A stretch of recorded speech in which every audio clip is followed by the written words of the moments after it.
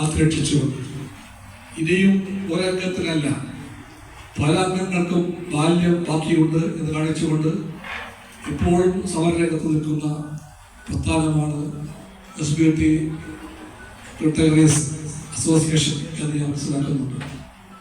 കാരണം എനിക്കവരുടെ ഒരുപാട് ബന്ധം എന്നോട് പറയുന്നുണ്ട്.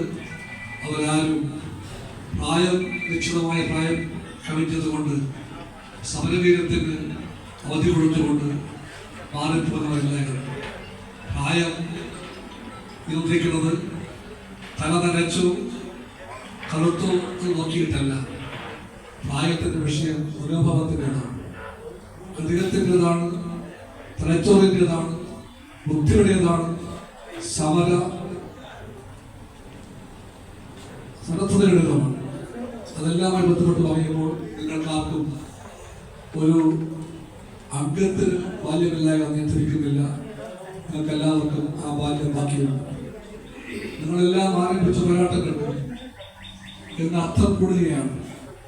കാരണം നമ്മുടെ പോരാട്ടം നാം ആരംഭിച്ചത് ബാങ്കുകളെല്ലാം നിശബ്ദത്തിരിക്കാൻ വേണ്ടിയായിരുന്നു. അങ്ങനെയാണ് 69-ൽ 24 വൻകിട ബാങ്കുകൾ ആദ്യമായിട്ട് ഇന്ത്യയിൽ നിശബ്ദീകരിച്ചത്. അതിൽ ബാങ്ക് ജീവനക്കാരും AIBയും AITCയും എല്ലാം വഹിച്ച പങ്കിൻ്റെ കൂടെ കമ്മ്യൂണിസ്റ്റ് പാർട്ടിയുടെ ഒരു പ്രവർത്തകനാകയാൽ വിനയപൂർവ്വം ഞാൻ പറയും, ഒരു പങ്ക്, നിശ്ചിതമായ പങ്ക് കമ്മ്യൂണിസ്റ്റ് പാർട്ടിയെ വഹിച്ചിട്ടുണ്ട്. രാഷ്ട്രീയമായ പങ്കാണ്. 69-ലെ പ്രത്യേകമായ രാഷ്ട്രീയ കാലാവസ്ഥയിൽ അധികാരത്തിന്റെ പാർട്ടിയായ കോൺഗ്രസ് ഭിന്നിച്ച വർഷങ്ങളിൽ പ്രധാനമന്ത്രി ശ്രീമതി ഗാന്ധിക്ക് പാർലമെന്റിൽ ഭൂരിപക്ഷം ഇല്ലാത്ത പല ദിനങ്ങളിൽ ഇന്ദിരാഗാന്ധിയോട് CPIയുടെ മുൻകൈയിൽ ഇടതുപക്ഷം പറഞ്ഞു, ഞങ്ങൾ നിങ്ങളെ പിന്താങ്ങും. മറ്റൊന്നുകൊണ്ടുമല്ല, അപ്പുറത്തുള്ളത് തീവ്ര വലതുപക്ഷമാണ്, സ്വതന്ത്ര പാർട്ടിയാണ്, ജനസംഘമാണ്. അതുകൊണ്ട് അത്തരം ആളുകൾ സിൻഡിക്കേറ്റ് കോൺഗ്രസ് ആണ്. അത്തരം ആളുകൾ അധികാരം പിടിച്ചു പറ്റിയാൽ ഇതിനേക്കാളും മോശം കാലാവസ്ഥയിലേക്ക് രാജ്യം നീങ്ങും. ആ വിപത്ത് ഒഴിവാക്കാൻ കമ്മ്യൂണിസ്റ്റ് പാർട്ടിക്ക് ആഗ്രഹമുണ്ട്. അതുകൊണ്ട് ഞങ്ങൾ നിങ്ങളെ പിന്താങ്ങും. പക്ഷെ പിന്താങ്ങുമ്പോൾ ഞങ്ങൾക്ക് നിരുപാധികമായ പിന്തുണയെ പറ്റി പറയാൻ കഴിയില്ല. ആ പിന്തുണയ്ക്ക് ഉപാധിയുണ്ട്. ആ ഉപാധി ഏതെങ്കിലും നേതാക്കന്മാർക്ക് ആനുകൂല്യം വേണമെന്നല്ല, ഏതെങ്കിലും നേതാക്കന്മാരുടെ മക്കൾക്ക് ജോലി വേണമെന്നല്ല CPI പറഞ്ഞത്.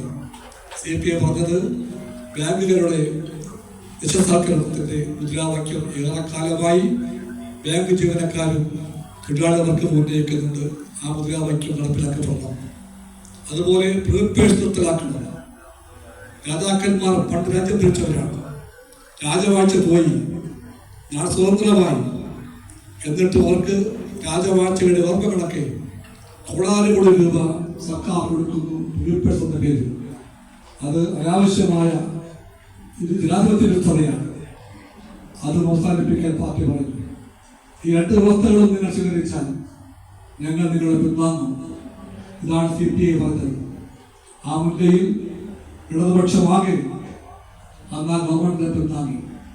അതുകൊണ്ട് സിൻഡിക്കേറ്റ് കോൺഗ്രസും അന്നത്തെ ജനസംഘം ഇന്നത്തെ BJPയാണ്.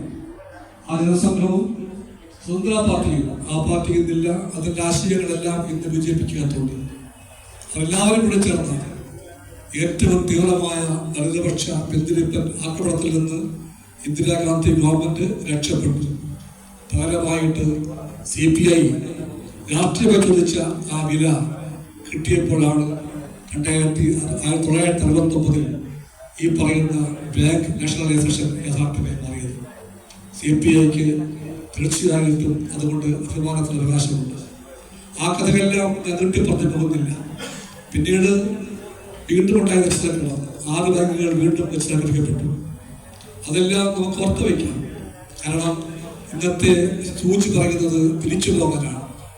കാലത്തിന്റെ സൂചിയെ പുറകോട്ട് മാറ്റിക്കൊണ്ടുപോയി ഇത് നിസാർക്കണത്തിന്റെ ലക്ഷ്യങ്ങളെ അട്ടിമറിച്ചുകൊണ്ട് ബാങ്കിങ് മേഖലയിൽ, സാമ്പത്തിക മേഖലയിൽ ഏറ്റവും വലിയ മാർഗമായി സ്വകാര്യ മൂലധന വാഴ്ചയെ അടിച്ചേൽപ്പിക്കാൻ ഗവൺമെന്റ് ഇപ്പോൾ കരുക്കളിക്കുകയാണ്.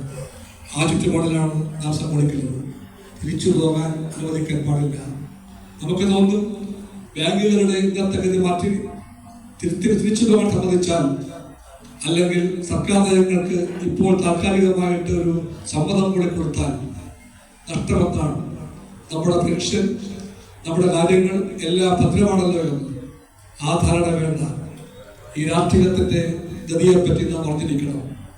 സർക്കാരിന്റെ നയങ്ങൾ വിജയിച്ചാൽ, ബാങ്കിന്റെ രംഗത്തുള്ള അവരുടെ പോക്കിനെ നിർബാധം പോകാൻ സംബന്ധിച്ചാൽ, സ്വകാര്യ കൊള്ളക്കാർക്ക് വേണ്ടിയുള്ള ഉപാധിയായി ബാങ്കുകളെ മാറ്റാൻ സമ്മതം കൂടി കൊടുത്താൽ, ആര് പറഞ്ഞു പെൻഷൻ ഭദ്രമാണെന്ന്?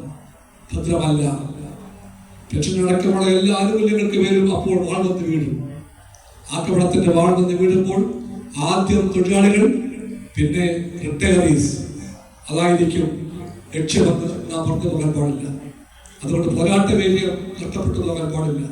സമരത്തിന്റെയും സമരബോധത്തിന്റെയും ആ വിടുതലൊന്നും നനഞ്ഞു പോകാൻ പാടില്ല.